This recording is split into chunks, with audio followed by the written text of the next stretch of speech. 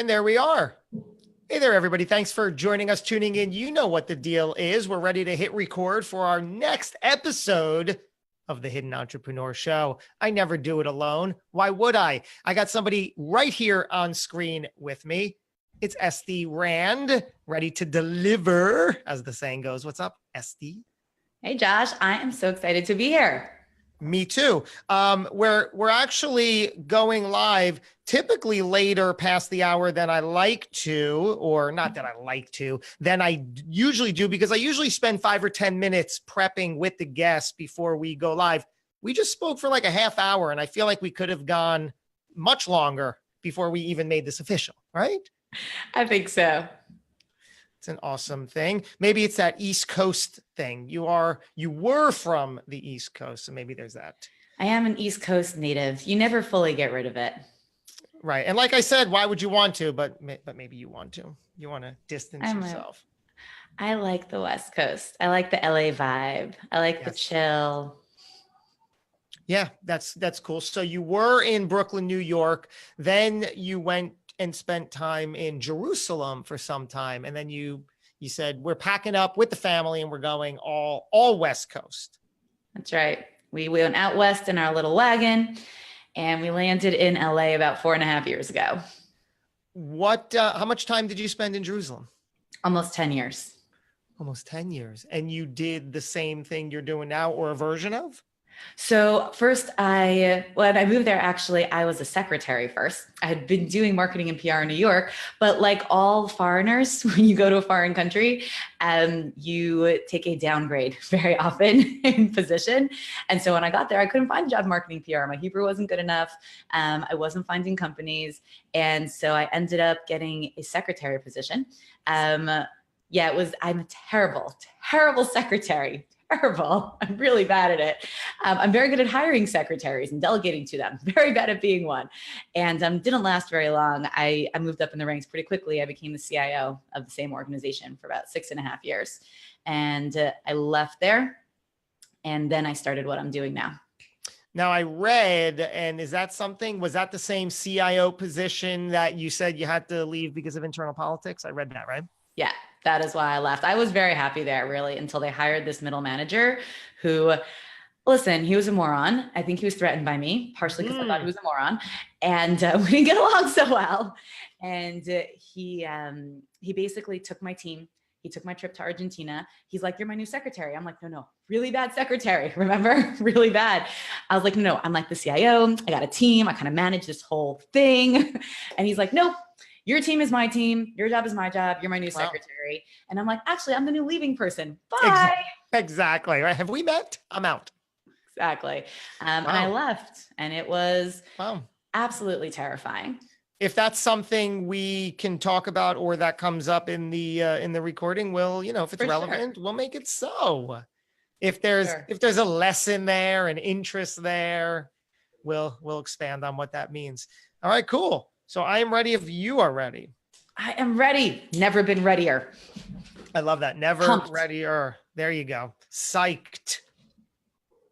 All right. Well, I'm going to hit record and we'll do a podcast. All right. Let's do a podcast. Here we go.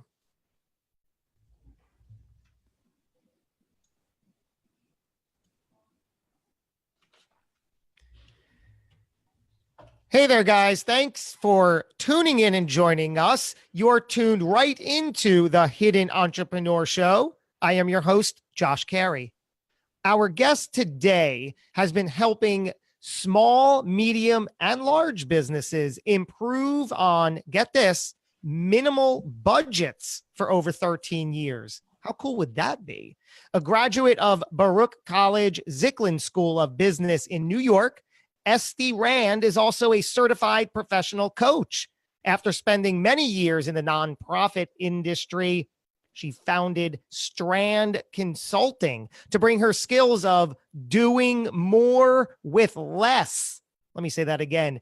Doing more with less. That is certainly something I want to know all about. She brings that to small business owners. Estie now enjoys every minute of her work, helping others reach their earning potential, maximizing themselves, their time, and of course, their profits. Her first foray into the business world was at the ripe old age of 10. I promise you, there's a lot to learn here. Help me welcome Estie Rand. How are you, Estie? I am great. How are you, Josh? I'm very well. So like I said, before we even hit record, we were talking, which time flew very quickly for 30 minutes or so. And I felt like that there's a lot here. So let's get right into this. The one part of this introduction that sticks out is the fact that it says you now enjoy every minute of your work. Now, isn't that something? Isn't that something we can all aspire to? How does that happen? What does it feel like? How do we get there? So I feel like a solar panel, right? I'll wake up in the morning kind of tired, and then I charge from my day. I happen to also really like sun, which is why I'm in LA, but I feed off my work. I really love what I do.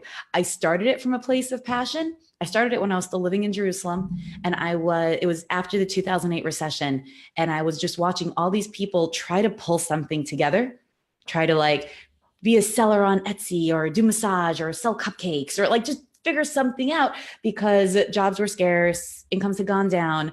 And I was watching them put these ads out in the local weeklies or like hear them sitting in cafes going, I'm going to sell cupcakes for like $1. I think it's going to be so much fun. And I'm like, like, you know, nothing. And it would make me you know nothing. I'm sorry. Tell me about that. Why is there so somebody sitting, because on paper it seems like they're doing it, they're passionate, they're planned, they're prepared. What's missing? They don't know business. They don't understand business. They don't understand. There's like 3 key elements to every successful business. Okay. They're, again, in addition to the whole passion strategy part. Yeah. But like the 3 things. Oh yeah, that too. Right. Stands on, in addition to like, you know, those little things, but the 3 key things that business stands on, which is financials, marketing, and systems, right? It's got to be profitable. Right? That's the financial part. There's got to be actual money here. It's not a business. It's a hobby. Have fun. But if there isn't real profit, this is not a business. There's marketing, which is the sales element, which is how you create and communicate value for your audience. What are you selling? Who are you selling it to? How are you selling it? Why do they care? How does it work? That entire piece has to be there. And then systems, there's got to be a systematic way you do things. Otherwise, again, it's just a haphazard hobby that might make money. Without those 3 pieces, you don't have a business. But I just want to sell cupcakes. Right. So have fun. You'll be a dabbler. You won't be a business. You may occasionally sell a cupcake. Okay. Is that a business? No. It is a business entity. It's not a professional business. That I'll qualify that. It is a business because I believe business is an exchange of value for value. So anytime you're exchanging value for value, you have a business exchange and you can call it a business. But a professional business has a consistency. That is the hallmark of professionalism. And I love that because there's such a clear differentiator where we've all been there at some point, right? You were not in business and then you had to figure out how to get in business. And you're saying only until those pieces are in place does that exist, and not necessarily you executing on all of them yourself, right? So how do you make the transition? Either you're doing all those things and connecting that in place or surrounding yourself with the proper people to allow that to happen. Right. And it really depends on the business. That's the truth. I gave a whole talk at a conference last year. It was like I don't remember what they called it, Level Next or whatever. And it was basically 5 ways to scale a business, but 2 of them did not include hiring and staffing. I don't believe that you have to staff, especially not today when there are so many freelancer marketplaces and you can get so many things done, and not even including a VA. You could really scale today, even just as one person. Now, you'll work way harder. I don't recommend it, but if you absolutely hate managing people and you're super stinky at it and you still want money and you want to do what you love, you can create a business. It will have a ceiling, right? There will be a certain max it can get to, but it can be stable, it can be professional, and it could be an easy 6-figure profit too. You're going to have a very hard time getting beyond that. I have found that a one-man band cannot move beyond 6 figures. No, they did. I've never seen one. I can show you how to get there to 6 figures as a one-man band. I have not ever seen a model yet that one person can get to 7 and beyond. Now, I love the part of your thing here where you help businesses improve on minimal budgets. Does that also relate to doing less with more? Tell us exactly how, what that means, maybe through example. Sure. So for me, my core brand is I want to give people more for less, right? So they can do less and get more. It's like kind of that play on where this one, my tagline is more money, less headache, right? It's a representation of that concept. And part of my passion coming into this was so many people, when they have the talent and the drive and they're just missing the skill, but they cannot afford the big companies or the really high-end professional help. But if they could just get the information and the help, they really would succeed. I want to help them. I want them to pay me less and I want them to earn more money. So all of our strategies, in addition to how we work with our clients, the strategies we teach them is how do you spend less, earn more? How do you turn your marketing into an ATM machine that for every dollar you spend on it, it hands you 10, right? Like, what's my marketing budget be? I'm like, listen, I'll tell you this conventionalism, it's 10% of revenue. But if every time you spend $1 on marketing, it hands you 10, like, Josh, listen, I'm going to hang out with you. And while we hang out, every time you hand me $1, I'll hand you a 10. Josh, do you have a budget for dollars you're going to hand me? Not quite. No. Why would you? Why would you have a marketing budget if you do your marketing right? You wouldn't. You would keep spending money as long as it keeps handing you money. And as long as you learn the tricks and how real marketing works, you can do that instead of spending 10 and hoping to get back 1, which is what average people do. So I'll give you an example. Yeah. I'll give you an example. So one example that we do is we'll analyze the business's best promotional strategies. Yeah. So I always say, again, when it's a small business, you work from the place of the owner's strength, always, until it gets a little bit bigger. And so let's say I meet someone and they're a great networker, fantastic networker, and they are sinking money into magazine advertising. And I'm like, why? Listen, I know your time is money. Your time is money for sure. But what I can teach you to do, if you're a good networker and I can up your skills just a little bit, what I can teach you to do in 5 hours of networking with a $0 expense can earn you 15 times what those ads were earning and you never spend a dime. So it's that kind of a focus that I think makes the difference. How do you define marketing, right? Because it has so many different iterations, I think, to the context and to how people accept it. For sure. So what I've created, actually, the way I teach marketing in my Marketing Magic course, it is a complete picture of marketing and branding and how they interface. So the definition that I created, but again, based on, I have a degree in marketing. So there's foundational information here and a ton of continuing education.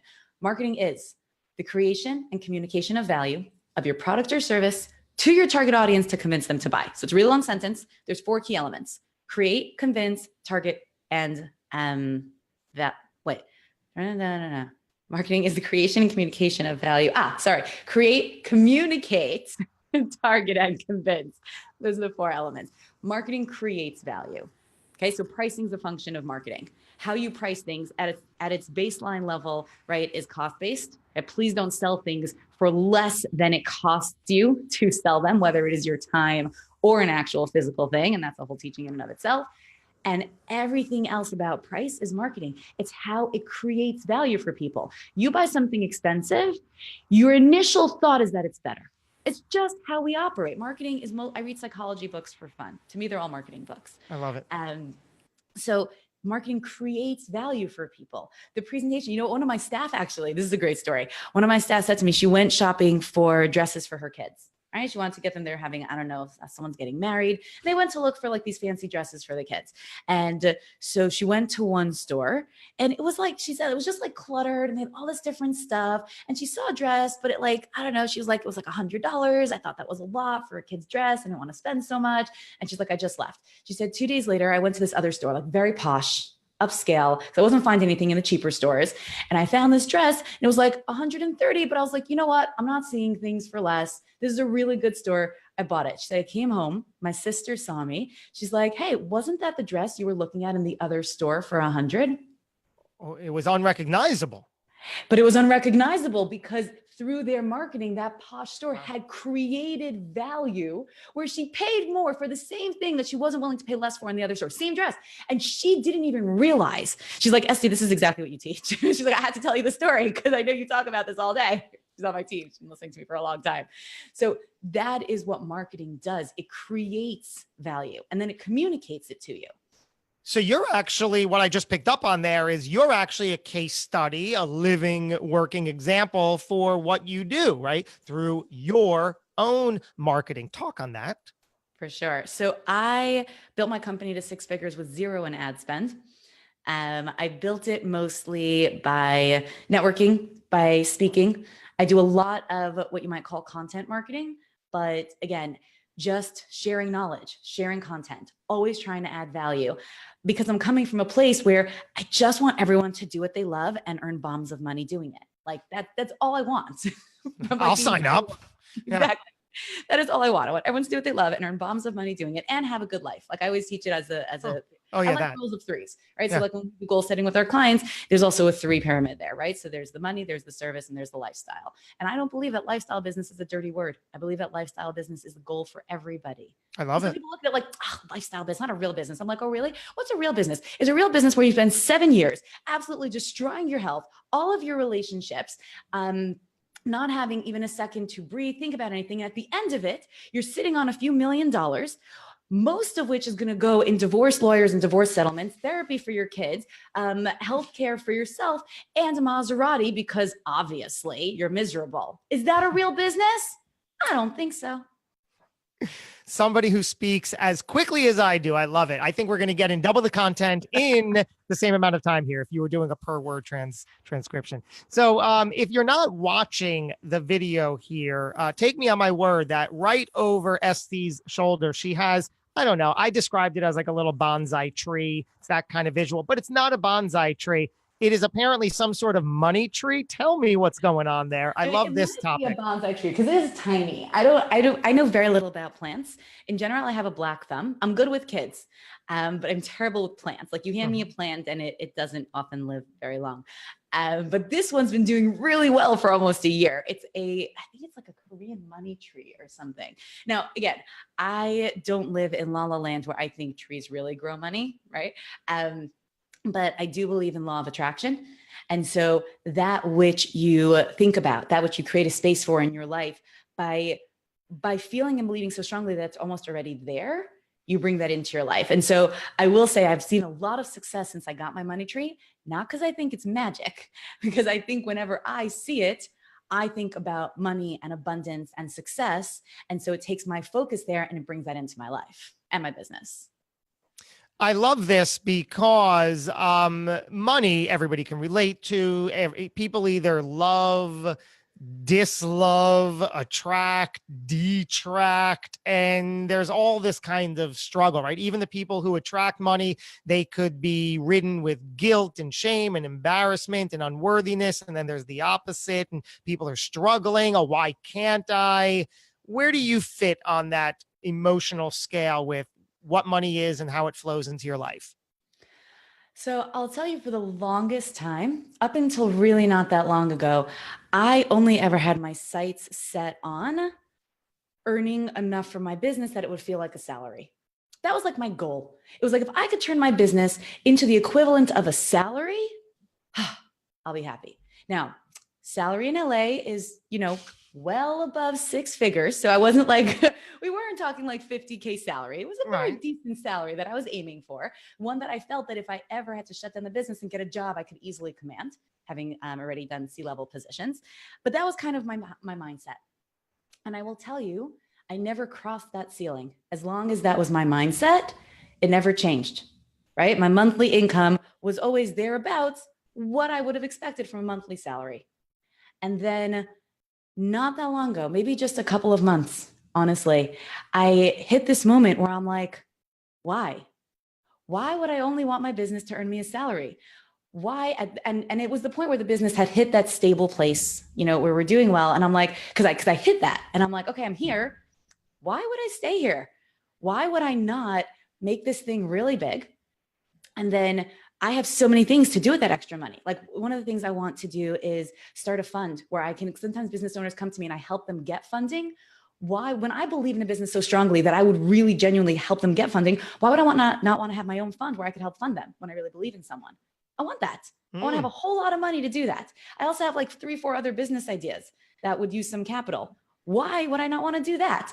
And why would I not want to scale and give jobs to more people? Like, why am I satisfied with just a salary? And I will tell you, within about a month, my income went 5x because my mindset shifted.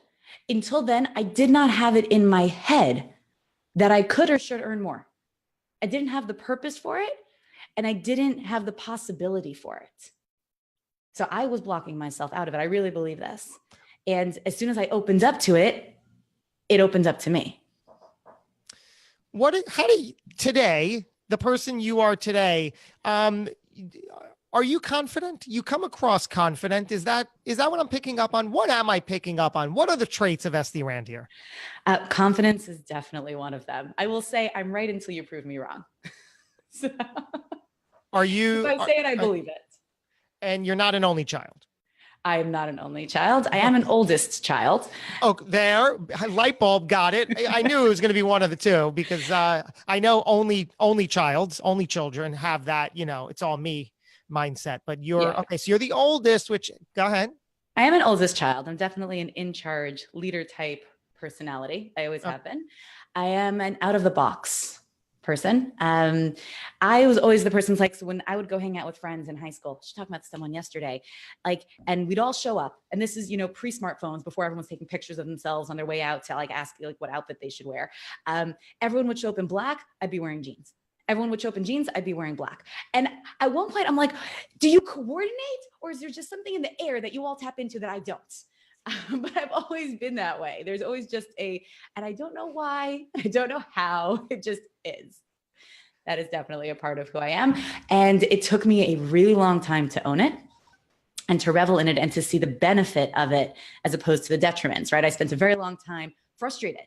Why can I not fit in? No matter how hard I try. You too? Go on. I've lived all there, but I was the youngest child, insecure, needy. So I guess, we all have certain traits in common. Totally. And I won't say that I wasn't insecure. Definitely always came with a certain level of confidence. Like, even though everyone's wearing black and I'm wearing jeans, I still went out with everybody. And I was like, okay, you're wearing black, I'm wearing jeans. Great. Who knew? How'd you know? This is just where we landed. I still remember there was, this was like a mind boom for me in high school, since we're in high school right now for some reason. One of the most popular girls. So when I was 16, I was sick and tired of being nerdy, if you will, to use a so 90s word, but I totally felt like a nerd. Like I was definitely of the lower social class of our high school. And I woke up at around 16. I'm like, I don't like this. I'm ready to be cool. This is annoying. I've watched enough movies. I know what cool looks like. I'm going to be cool. And that's kind of what I did. That was kind of my first transformation in my own mind. I started hanging out with the cool kids. And one of the things I always noticed about them is they were always together. They were never alone, right? I wasn't a loner, but I had no problem being by myself somewhere. Right. And this moment in time, I will never forget it. One of the coolest kids in the class, who was never seen alone, always with friends, came to me and said, Estie, will you walk with me to the cafeteria? I'm hungry. And I'm like, sure. But why don't you walk yourself? She's like, I don't go anywhere myself. That's why you're never alone, because if you're alone, you won't go.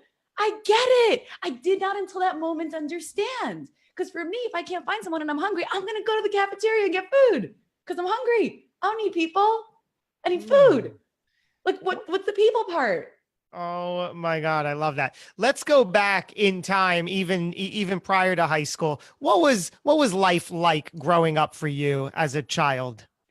So I'll say not awesome. We'll just leave it like that. Hashtag not awesome. Not awesome. Not awesome. I grew up in a house where money was way more important than people. So always feeling like I would only ever have what I wanted if I got it myself.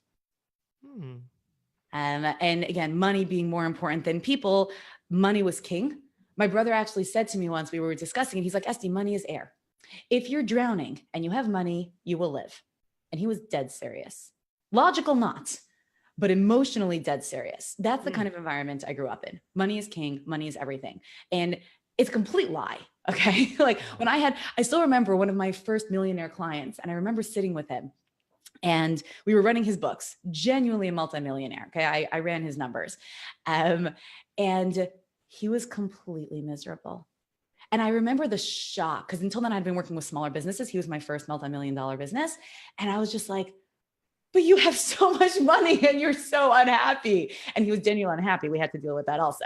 We do a lot, because again, I am a certified coach. So I kind of do a blend of coaching consulting. So we worked on the misery too, and the Maserati and all that fun stuff. And it was like, it's not that I didn't know it, but when you experience it, it's different. And I'm very grateful that I didn't have to make my million in order to realize that money's not the solution and money's not the answer to everything. It's an asset. If you use it well, it can be tremendously helpful and beneficial to your life. And if you don't, it can be extremely detrimental to your life. How did you break out from that? If you were born and raised with that surrounding set of money is everything, it seems like you took it and left it. So I wish I could say I did it myself. I didn't at all. I feel like God literally picked me up out of that environment and moved me. So when I graduated, I went to a Jewish religious school. I'm Jewish, and a lot, not even a lot, but a significant portion of my social circle went to Jerusalem for a year to study. And I was like, awesome. Free year study abroad where I could do whatever I want without the watchful eye of Brooklyn relatives. I'm in. Brooklyn relatives. Exactly. Everyone breathing down your neck. Who are you hanging out with today? What are you doing now? What are you wearing today? I'm like, listen, foreign country, 6,000 miles away. You're paying. I'm going. Right. And I ended up going to this seminary, and there's a whole story of how I landed there. It was like there were two that I didn't want to go to. That was one of them. That's exactly where I ended up. And I actually learned spiritual truth for the first time in my life. Like I grew up Jewish, but I have to say it was completely hollow for me. To be fair, I grew up in an environment where money was more important than people. That's not a spiritual environment whatsoever. So what is the spiritual truth you learned? A God-centered universe where people are more important than anything else. That I would say that's definitely primary. It was the first time that I was in an environment where I mattered as a human, as who I was. And it wasn't so important what I wore or what I ate or where I went or any of that. It was like, who are you and what do you need? Right? Because God created you. You are unique. You are special. When I work with business owners, I believe that small business comes from a soul place. That's why I love working in small business. That's why I don't go corporate. Everyone has a unique mission here. We're here for a purpose, because if you weren't, then you'd be gone. And anyone who's like, no, we just evolved from amoebas. Yeah, okay, you try to turn amoeba into a heart.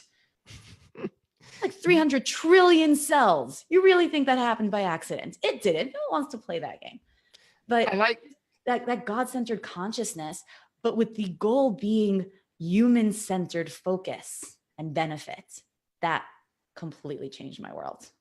I like how you connected soul to all of that. And when we were talking before, one of the things you said almost in passing was that within an hour of speaking with a business owner, you can find the soul of the business. Yeah, it's one of my superpowers. What is that? What does that mean, the soul of a business? So how about this? How about Can I do it to you? Can I do it to you? I'd love nothing more. All right. So tell me why you do what you do. It is connected to Simon Sinek's The Power of Why, but it's not quite. You're reading my mind. I was literally, after the sip, going to say the Simon Sinek question. It's a little bit different. So it starts there, but it goes deeper. So what do you do, right? You're always interviewing other guests. I'm going to interview you for a second. I'm a podcast host also. So in addition to having you on my show, yes. What do you do and why? So I am the hidden entrepreneur. I spent all of my life in hiding, showing up in every situation in life, in business, in social, hiding my true power, my skill, my ability in exchange for showing up as the person I believed others expected me to be, which really was just perpetuating the story and belief I had of myself from a very young age that I'm not worthy, I'm not valuable, I'm not capable, nobody wants me around. So I inadvertently or vertently, if that's the word, put myself in these situations that would perpetuate that story for me. So I always played it small and showed up in this role that turned out behind closed doors to create a lot of anger, misery, depression, anger, frustration, because I knew what I was capable of, but I had all this fear giving me the excuse to show up and say, no, but I'm not, I can't. And now you're on a mission too. Right. So cut to modern day, current day, I have two adoring children that have, wouldn't you know, become my reason and my way out. I have an incredible 5-year-old daughter, Danica, a wonderful 3-year-old son, Harrison, who I always give shout outs to, because like I said, they helped mirror for me where I needed to go. You know, little human beings, they show up in the world absolutely perfect and ideal. I always knew I'd love the role of father. I might have even been good at it. Little did I know how much I would embrace it and enjoy it and love it. So in the first part of their life, I was still angry, miserable, showing up, kicking and screaming. And like, what does the business do? What's up? What does the business do? Right. We didn't get there yet. Okay. So my story, you get it, Yeah. blah, blah, blah. I get it. I'm better for it. The kids, I love them. Wouldn't you know? Boom. Here I am.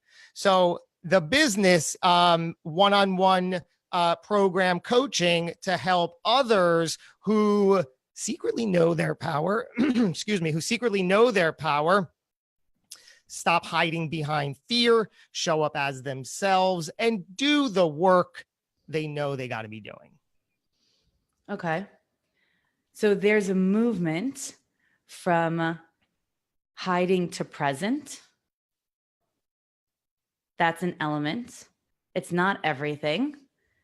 The mission of, it's not just finding their true self, it's showing their true self. Right, because you always know it. You just, like me, you ignore it, you put it aside, you turn your back on it, you say, you want them to live it. What do you want them to do with it once they can acknowledge it and move beyond the fear? What are they going to do? Utilize it, embrace it, get it out there, put it into the world, find meaning through it, find passion through it, find income through it, find confidence through it, find love through it. So kind of like taking people from a denial of self to an acceptance of self, or a successful self. Yes. Great. That was a short one.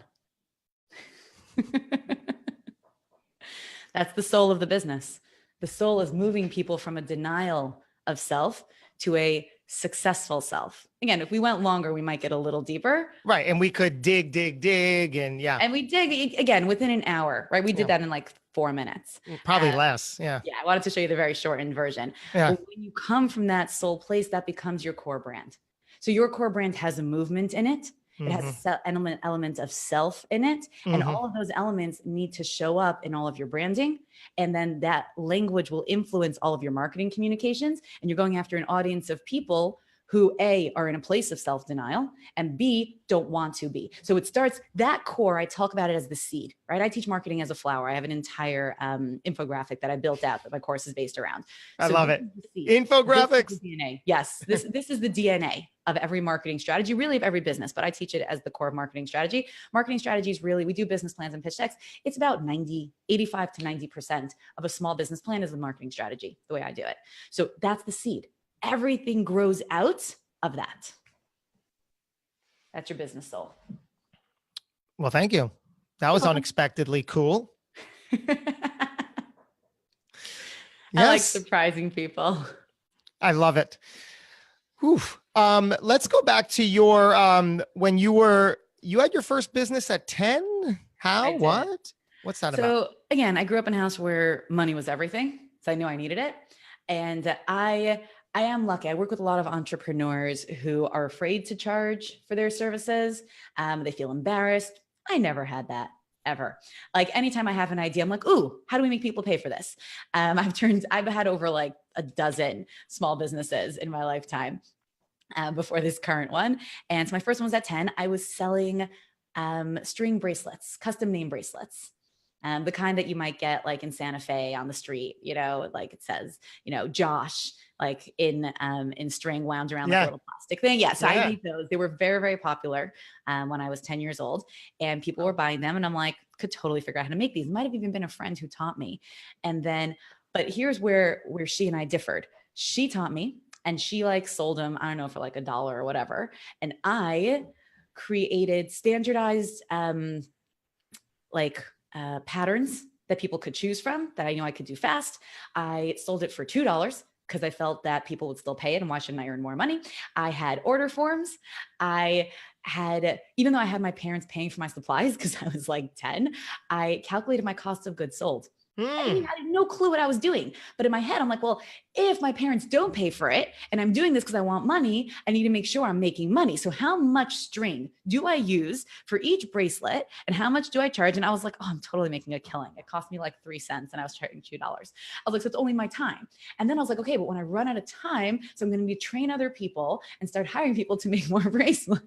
Like this was like, I made this entire little, I'm 10, right? It was so cute. It was like this advertising board, and I put it in the local craft shop. Like, cause I'm like this little 10-year-old. I come in, I'm like, hi, I buy all my string here. Can I put up a display of my little business? They're like, oh, you're so cute. Sure. And it had like, call me for me to take orders and like this whole thing. So it was a professional business at 10. There's so much good in that. So did you wind up, learning all of that because of the money was everything in your household? I don't know. It's such a good question. Like there was no YouTube. I think like who would I have become if there had been like internet when I was a kid? I have no idea. I feel like I would have been one of those like kid millionaires. Like I totally, maybe, I don't know. Or maybe I just would have been a complete train wreck, and like, cutting my wrists because I watch videos on like Musical.ly. I have no idea. But I definitely feel like the fact that I felt money was so important pushed me to figure it out. But I feel like I was just born with some kind of innate business sense. And I don't think you have to be born with it. I do think some people are. Some people just get it and other people have to learn it. And I do feel blessed that I had no training. Like I know I was 10, and I found when I cleaned out my parents' house a couple of years ago, I found the original order forms. Oh, wow. Typewriter. Like it's not just in my memory. I have the papers. They're a little bit yellowed, but I have all the real stuff and the records. I kept meticulous records of my sales. So I know that this was a real thing. Wow. So this brand of mine, the Hidden Entrepreneur, was developed, as we now have learned, out of my spending a lifetime behind fear and then eventually not, and working all through that. Taking confident Estie here, can you tell us about a time when you were faced with fear and you knew you had to get right through that? For sure. So again, I'm very, very confident in my knowledge, in my ability to help, and in what I do. And I can't even say I'm 100% through this. I'll be transparent. Definitely struggle with the fear of not having money because of that same root. And there's no amount of money that makes it go away. That's what I learned from my first millionaire client. There's no amount of money that makes that fear go away. Because I remember when I was sitting and I didn't even have $5,000 in my bank account. Now my rent is whatever. We're not even going to talk about it. Okay. And I remember thinking, if I just had like $50,000 in my bank account, I'd feel good. I'd feel good. I'd feel secure. I'd feel like I got anything. And you know what? It hit 50. And I was like, I don't feel that much better. I don't feel that much better. And I really thought I would. And you know what? I'm like, but if it hit 500, I'll tell you, there is no amount of money that makes that fear go away. It's only in you. So you can be the most confident person in your abilities. I mean, some people struggle with that, right? My struggle is not that. And again, I teach my client exercises, how to build confidence in their competence. Like there's a thing to do that. The money fear, because it comes from such a deep place, from such an old place, is something I've been working on for years and years and years and years and years and years and years and years and years and years. And I'll give you the best example of it. just a couple of months ago, right? So business has been going well, thank God, no complaints. But like I said, I had that kind of ceiling where I was looking at it as a salary and that's what I was earning from it. And a couple of months ago, my husband and I were both working full time. We've got 5 kids and life was absolutely insane. Business was taking off and getting bigger and better. And he was working and I was like that classic working mom, like doing carpools, making dinner because his job had him working later and I had the flex time from my job. And then I'm sitting every night working till 2, 3 in the morning, like killing myself. And I love what I do. Absolutely love what I do. And he was not enjoying his job like I do. And he really wanted to do other things, but I was terrified. Like we live in LA. We need 2 salaries, not 1 to live comfortably. And we were definitely relying on his in addition to mine. And I was like, it's just killing both of us, right? He's miserable at the job. I'm killing myself physically because he's not able to be as present because he's working. If he left his job and he was able to take over more at home, I could focus on the business, but I really wanted the business to get there first. I wanted the business to get to the place where it had 2 salaries. And then I'd be like, okay, I got 2 salaries. Like you can leave and like, try your dream thing and whatever. And it got to a point where I got very sick. I had like a quadruple infection. It was absolutely ridiculous. I think from being so completely run down, my body just like died on me. Well, I'm still here, but you know what I mean?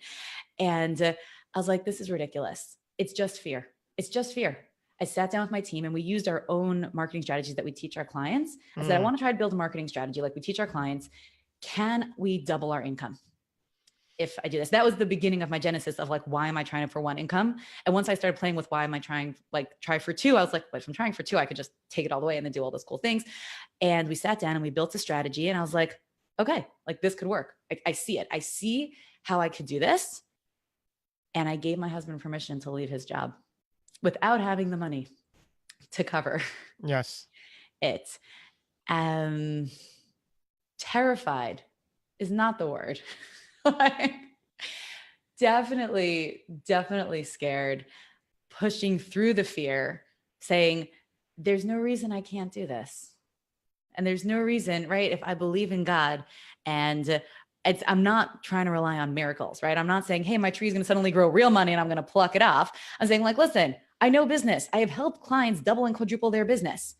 Why am I not doing that for me? And looking at that, and I mean, it worked. I'll say that. It's going well. But yeah, that's a recent time. I can give you much more historical times, but that was really close by. That was just this past year. What do you find that it really comes down to when you see, even for yourself or for your clients, when you just said people aren't breaking through or aren't reaching what they expect, want, or hope? So I live in my head, right? I'm such an intellectual. I definitely rely on my head a lot. There are a lot of people who rely on their heart. I kind of think that's a higher level, honestly. Again, when you don't bring the head in, you can end up kind of running amok. But for me, I live in my head. So what works for me and what works for a lot of my clients, and you might say, like attracts like, that's why I get these clients, is showing them the pathway where they can intellectually understand how this can work instead of having to have, just blind faith. Like for me, that was really the difference of, I wasn't sitting there going, well, money will show up. I don't know how, I don't know what. And listen, I do think that's a higher level, right? Where you can trust in something because it's been trustworthy. Like, have I ever been homeless? No. Right? Have I ever not been able to afford food for my family? No. Should I be afraid of that? Logically, no. Was I? Totally. Okay, totally. To take on primary breadwinner in a city like LA is, some might just say it's stupidity, right? But if you can see the path, it's not as scary. And for me, that helps me push through. It helps my clients push through. It's why we build business expansion plans and marketing strategies to show you that pathway, again, both from a technical level and also from I don't even want to say spiritual because like people misunderstand it, but from that deeper level of creating that possibility for yourself. If you're looking back on a younger version of yourself, what piece of advice would you give that person? I would tell her she could relax because she's going to be awesome when she gets bigger. That's great. Do you believe that everything happens for a reason? Yeah, 100%. Yeah. Every little thing, even the littlest things. And you watch it come full circle, sometimes years later. It sometimes could take years for a connection, a relationship, a happening to click in place and make sense or become something manifest in your life. But no element is wasted. It doesn't mean you take advantage of every opportunity that comes your way. So you might feel like it was, but it just means either it didn't come yet. Right? Life is long. I was like, people get so mad, right? Sinners prosper and evil businessmen sit on piles of millions. But life is long, guys. You might not even be around long enough to watch it catch up, but life is long. It's so true. Today, and I continue to observe it, get better with it, refine it, but I'm able to, in every situation or any situation or circumstance, when something quote unquote happens or doesn't happen, and your initial reaction is, oh, I really want that to happen. Now I'm able to more quickly step aside and say, well, then, okay, there's something, what good can come of this? And you can train yourself to do that. And I'm saying, okay, well, that would be cool if that happened, but maybe because that's not going to happen. And then you can start seeing bigger and better that direction. Totally. For every opportunity that falls through, there's just another bigger one waiting. And a lot of times people grab the smaller ones, even when they know they shouldn't. And it's coming from a fear place of, well, if I don't take this, I won't have. And it's a lie because you create that for yourself. You're right. If you do take it, that's all you'll have. You don't have space for something else, and you're not creating the space or the readiness and willingness to get something bigger and better because you're so focused on the fear. It's such a big deal. Are you spiritual or religious today? Totally. And it's funny because I am Orthodox Jewish, so I am a practicing religious person. But for me, the whole focus is the spirituality. It's not about the form and function. It's about how the form and function creates an internal connection to something greater. What do you believe happens when it's all over, when our time here on earth comes to an end? I go to sit on a cloud with a harp. No, I'm joking. Listen, I want to tell you, you want a crazy story? Oh, I do, Estie. I do. I wouldn't believe it. Okay. This happened to me. My mom passed about 5.5 years ago from cancer. And I'll remind you, grew up in a house where money was more important than people. Yeah. My mom passed about 5.5 years ago. And I'd say like within, I think it was like a week or two after her death. It was, for sure was within the month. I could go and log the date on my calendar if I wanted. I probably marked it down. I had a dream. She came to me in a dream. And it was just weird. And we were in my old house, and it was in her clothing closet, and in her clothing closet in like a specific jacket, in one of her jackets, the dream was like in one of her jackets in that closet was money. And I woke up and I was like, that felt wacky real. Okay. Like mom came to me in a dream. There's money in a jacket pocket somewhere. Like she died before she could get it or something. So I was not, living in New York at the time. I called my brother who was living in New York, who still had access to my parents' house. And I'm like, listen, you need to go to this closet. You need to go through all of mom's jacket pockets, and there's money in there. Just try. I'm telling you, I had a dream. I told him, I said, I had a dream. There's money in the pocket. You need to go and you need to check for me. And he's like, Estie, you're whacked out of your box. Okay. My brother's like in Harvard Law School. He's like totally not into this like spiritually, EBGB, like people talking to you in your dreams, kind of whatever. Right. Like humor me. I'm your big sister. I love you to pieces. Just go spend 10 minutes searching pockets. He calls me up screaming. No. He found a roll of bills. He's like, Estie, there's thousands of dollars here. I don't know what this is. He's like, mom was hoarding money. I don't know what's going on. He's like, but it was just that exact closet. And it wasn't specific. It was like one of the jacket pockets. And that's exactly where he found it, in one of the jacket pockets. There was money. And it wasn't even like a $5 bill Oh that happened no, to be it left was behind. thousands of dollars. It was thousands of dollars. There's more to the story. Should I tell you the whole end of it? It's really funny. No, please don't. Don't share the ending. I won't share the ending. Go ahead. Okay, fine. You made me. So the ending of the story was we had laid out money for something. And oh no, I'll tell you the whole, I'll tell it to you in order because Sure. this is how I experienced it. I'll tell you how I experienced it. So he calls me screaming and I'm like, okay, that is my money. Mom gave it to me in my dream. Okay, that is totally mine. And he counted it and it was tens of thousands of dollars. I'm like, that is totally mine. Mom gave it to me in a dream. And he's like, thousands of dollars. Yeah. And I'm like, that is totally mine. Mom gave it to me in a dream. It's mine. Maybe I'll share it with you a little bit. And he's like, I'm the lawyer here. I'll tell you what's happening. No, actually, he's like, no, Estie, this is dad's money. Dad inherits all of mom's money. You can't have it. I'm like, no. I'm like, she came to me in a dream, not him. That is totally mine. She was probably hoarding it from him. That is totally my money. We start fighting. And before we even have a chance, he's like, no, I got to go to dad. I got to tell him that I found the money. And then I'm like, no, he'll never let me have it. You can't do that. That is my money. And basically, and again, this is how the story came to me. That was at night. The next morning at like 6 a.m, I get a call from my brother. He's like, Estie, I'm sorry. I'm like, what did you do?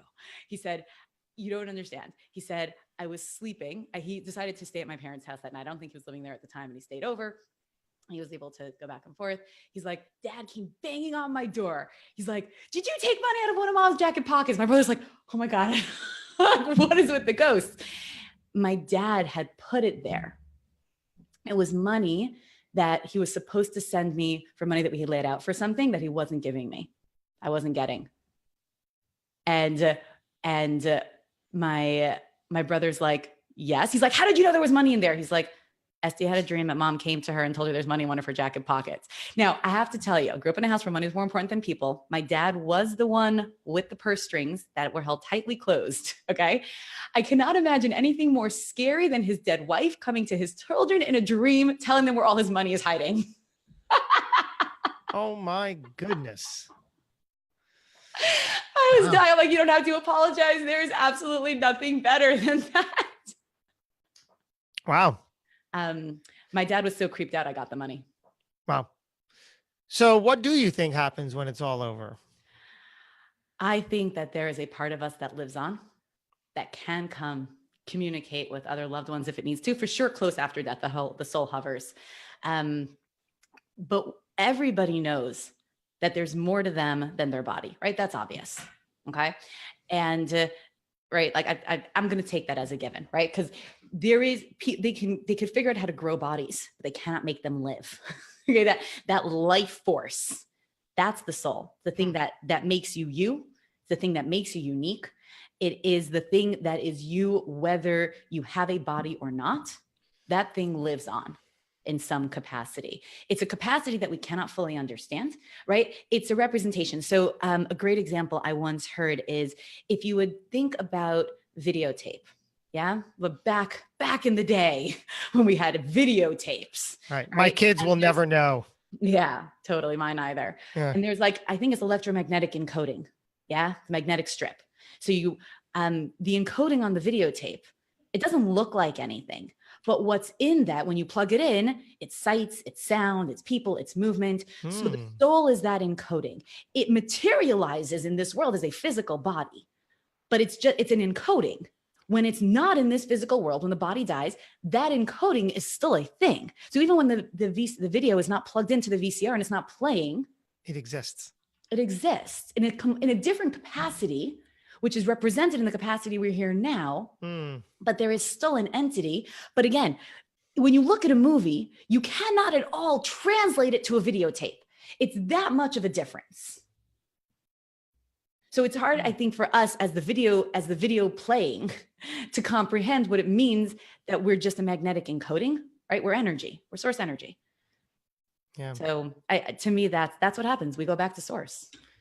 I really like that example, that visual, because it makes it so easily relatable, like a VCR, VHS tape, where it's the body and the soul and that makes it. And when you put it in and you watch it, now you're experiencing it. And when you're not watching it, it still exists, right? But Totally.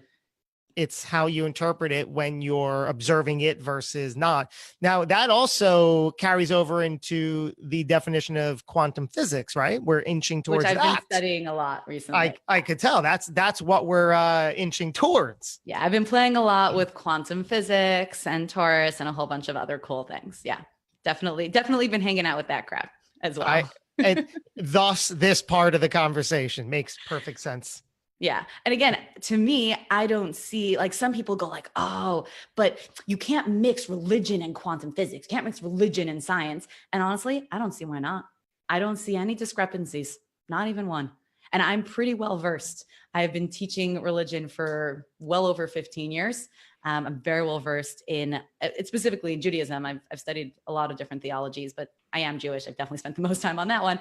I have not found problems. I honestly haven't. I have found actually only synergies and deeper levels of understanding. Really, really cool. I will leave you with this final question. Estie Rand, how would you like to be remembered? So I would like to be remembered as someone who not only brought light to the world, but helped others shine their unique light in the world. Done. Wow. Whew. Like Joseph said, watching the live broadcast, this has been a good one. He writes, #watch the replay. How cool is that? I totally agree. Cool. Yeah. I feel like we could talk on and on and on, and perhaps one day soon we will. But for now, Estie, wow. Thank you for showing up, for opening up, and for sharing everything that's going on inside the head there with us. Really appreciate it. You are so welcome. Pleasure. And can I offer a free gift to your listeners? Why wouldn't you? That was my next step. Please go. Tell us what's up. Because I like giving out free stuff. I told you I'm a content marketer. So I like opening the realms of possibility for people. Told you I started my business from a place of hating watching people spending money on marketing and wasting it and not even go anywhere. So I created a guide. It's 164 promotional strategies, different ways you can get your audience's attention. We break it down into 7 categories, so it's not so overwhelming. But what it does is it gives you a brainstorming guide of so many different ways to get business, basically, and promote. So if you go to estierand.com / free gift. That's what we have as the link, estierand.com/free gift. You can have it for free. I appreciate that. And we'll certainly link to that in the description and the show notes here. Really cool. Really, really appreciate you. Thanks again for joining us. So much love for you and all you do. Really exciting to meet you like this. My pleasure. Thank you so much for having me. This was really fun. I don't usually go so deep. That was cool. I'm glad. And I'm certainly glad everybody tuning into the live broadcast in the Facebook group, or if you're watching or listening to the podcast replay, such a pleasure to have you in the circle, as they say. Look for another episode not too far behind. We're going to do it again real soon. Until we do, go get them. All right. We are off the podcast, but still live on Facebook if you have a few minutes. How do you feel? I feel good. I actually have another interview in 1 minute. You have in 1 minute. Well, that's cool. I'm not going to keep you. Okay. We'll stay in touch. We'll communicate. This was awesome. Yeah. Let's be back and forth on email. Will do. This was really awesome though. Yeah, bye, Josh. Better than. We'll do all this stuff. Okay. Bye. Bye.